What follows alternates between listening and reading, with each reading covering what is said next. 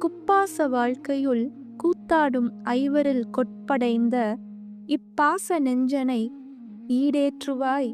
இருநான்கு வெற்பும் அப்பாதியாய் விழ மேரும் குலுங்க விண்ணாரும் உய்ய சப்பாணி கொட்டிய கை ஆறிரண்டுடை சண்முகனே. தேவர்கள் சிறை நீங்கி பிழைத்தபோது தம் 12 புயங்களால் தட்டி அரவணைத்து மகிழ்ந்த ஆறுமுகக் கடவுளிடம் ஒரு வேண்டுகோள் வைக்கிறார் நாதர்.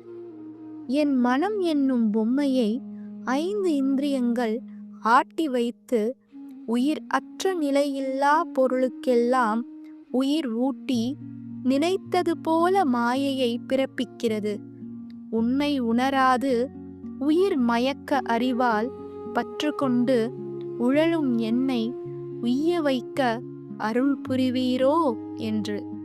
இது இந்த குப்பாச வாழ்க்கையில் நம் பொருட்டு இறைவனிடம் வேண்டுகிறார் நாதர்.